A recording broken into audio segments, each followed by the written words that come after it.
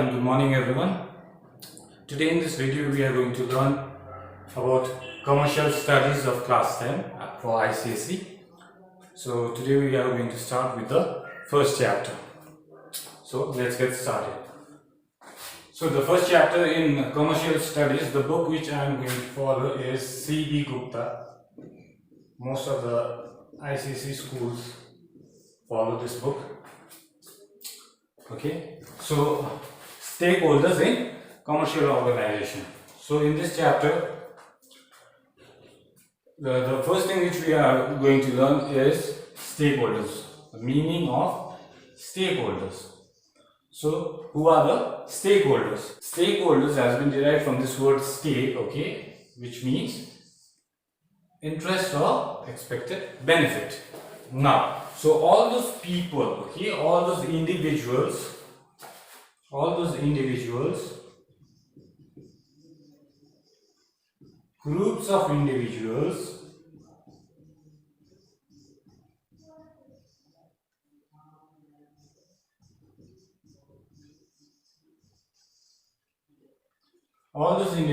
group of individuals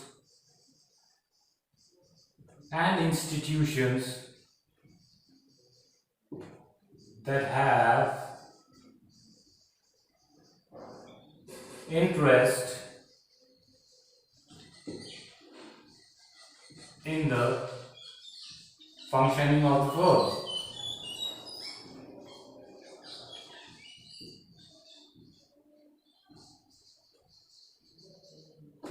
are termed as stakeholders. Okay, so any individual, okay, groups of individual, group of people, or any institutions that have interest in the functioning of a firm. Okay, what does it mean? Let's understand with the help of some examples. Okay, one small example I am going to take.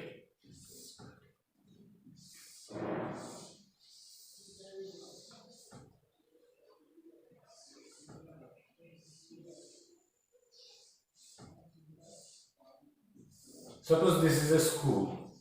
Okay, we are taking school as an enterprise. Okay, suppose this is a school. Who are the stakeholders in a school? Who have interest or expected benefit in a school? Okay, number one, maybe the students. Why they have expected benefit or interest in the school? Because they are going to get education from that school, right? After that, owners or directors,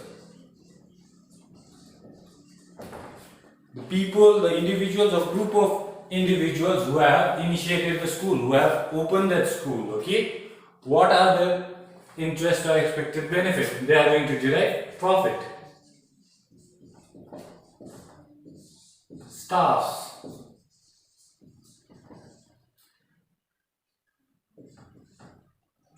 one, two, three, and maybe teachers. Okay, the staffs and teachers are going to derive the salaries. Okay, so this is an organization, this is an enterprise, and the different stakeholders are these individuals. Okay, now we'll take the example of a company maybe.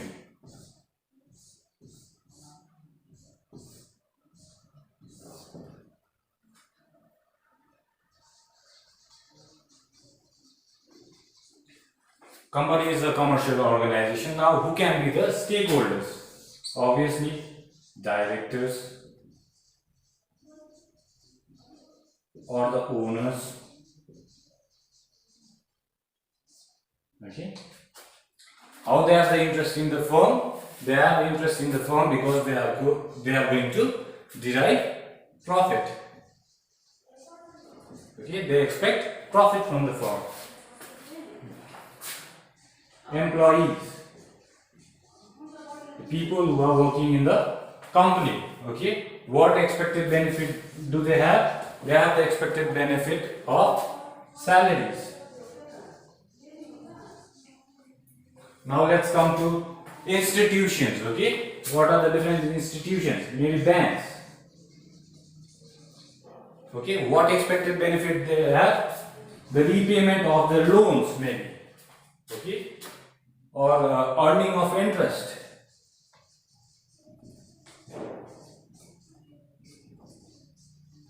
Earning of interest, repayment of loans.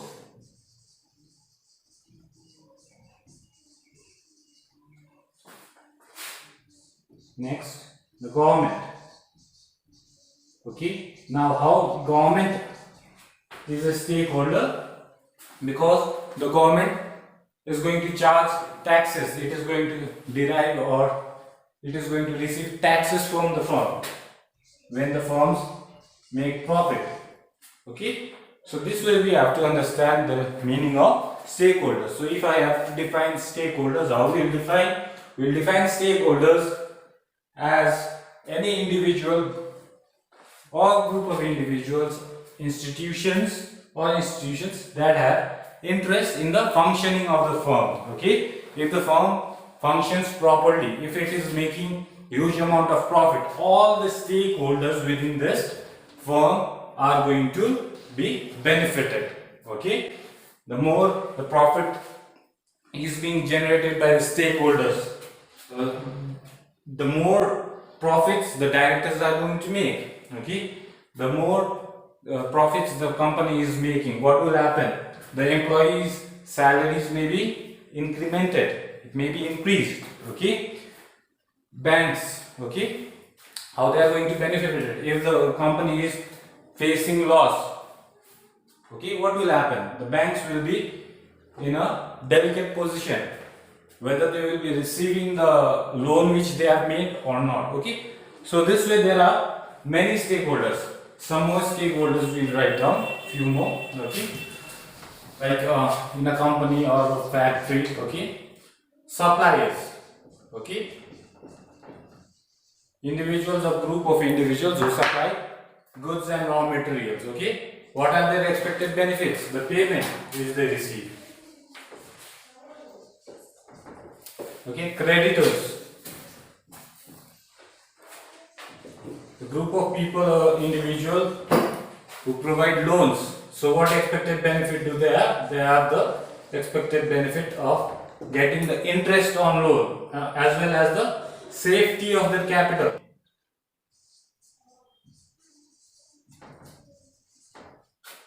Investors, individuals or group of individuals who have invested or provided share capital to the company. Okay, so this way we can sum up, these are the examples. Okay, so we can understand who are the stakeholders. Okay, any individual, group of individuals or institutions who have some kind of interest or expected benefit in the functioning of the firm. Okay,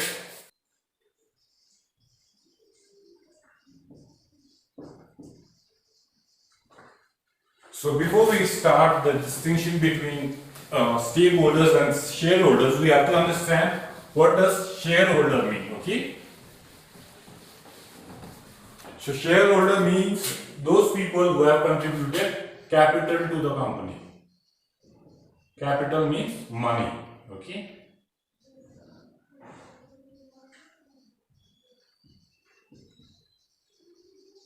okay, or people who have purchased the shares of a company. Whenever a company whenever a company is expanding, what happens is it requires huge amount of capital. Okay, so what they do is they derive that capital by issuing shares. Okay, so the people who subscribe to the shares, they pay a certain amount of money per share to the company. So this way they are providing capital to the company. Okay, the fund required by the company.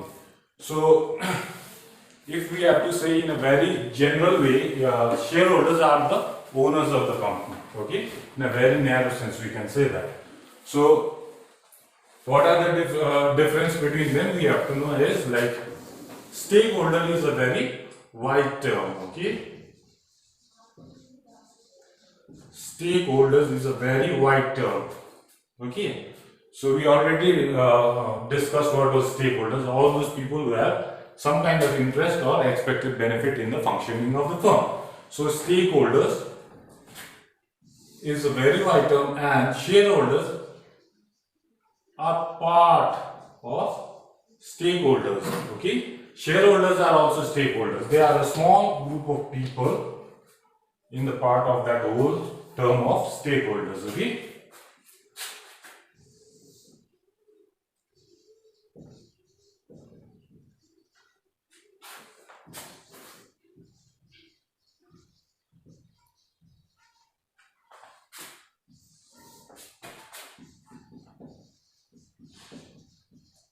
Okay, we already did what are stakeholders. It can be creditors, it can be suppliers, it can be employee, it can be the employer. Okay, and it can be the shareholders itself. So, stakeholders is a very wide term, and stakeholder is and shareholders are also stakeholders. So, it can conclude in this way that all shareholders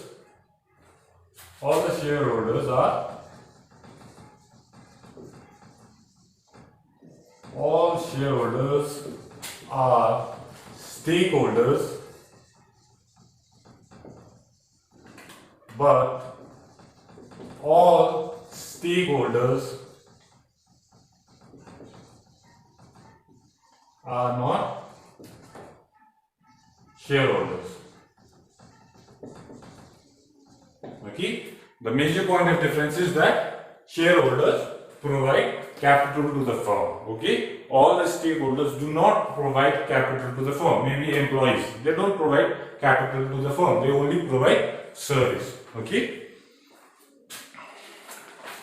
Another thing is that the term shareholders, this term shareholders, it can be used in context of only joint stock company. This term can be used only in the context of joint stock company.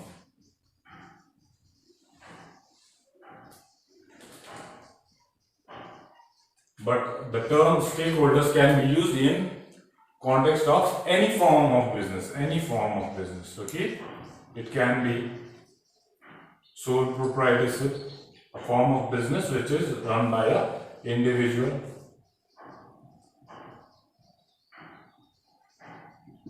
Partnership, okay, as well as joint stock company.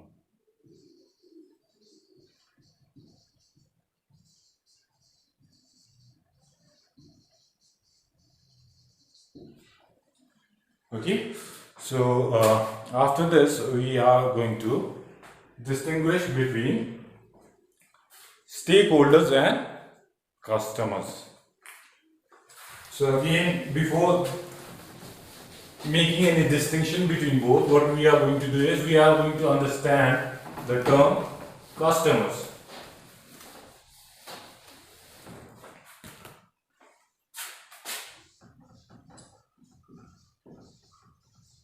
So who are the customers? It's very easy. Those people, individuals who purchase the goods and service of the firm.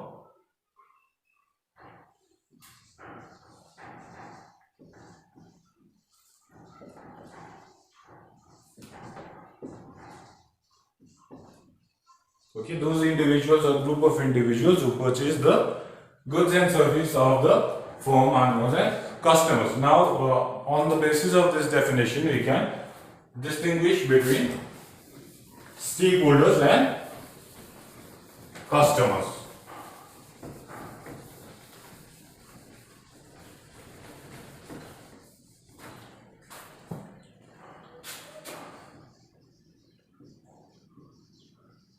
So it's very easy. Number one point, what we can write is stakeholders, they may or may not purchase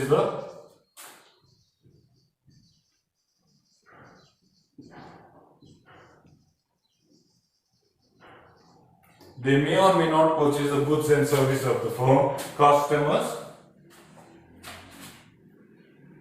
purchase the goods and service of the firm.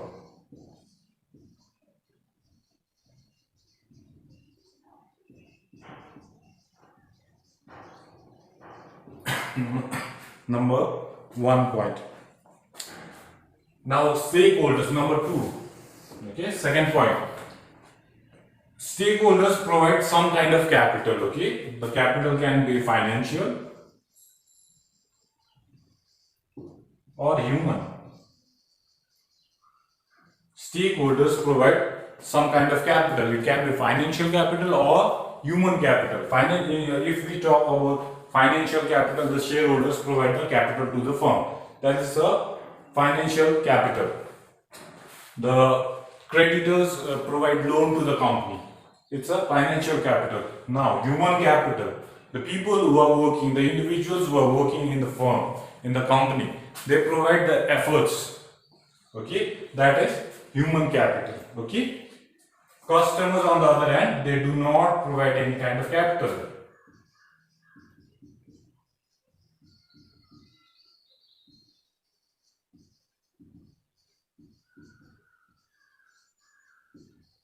Okay. They are only concerned about purchasing the goods for which they pay the price, that is money. Okay. Another point is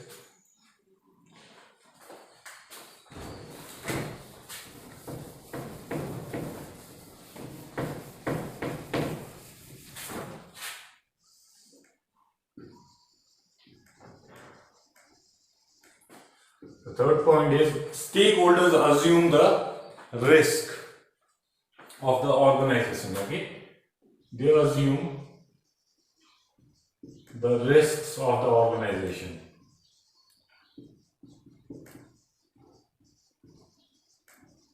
Okay, customers do not assume any kind of risk of the organization. They pay the money and they purchase the goods or the services. So no risk is involved. But whereas stakeholders assume the risk of the organization, the different kind of risk.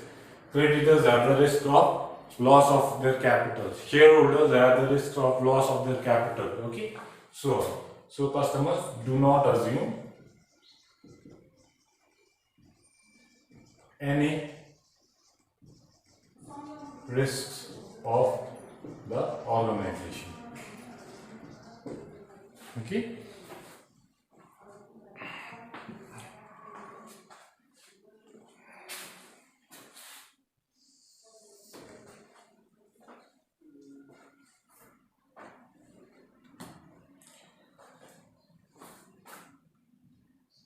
Fourth point, the stakeholders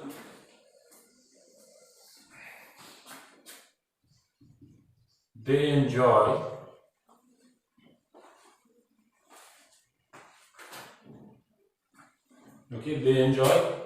or they share the profits of the firm.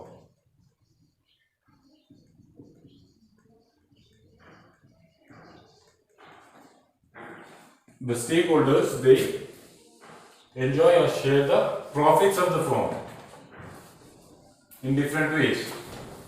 The shareholders, they get dividend. The employee, they get salaries.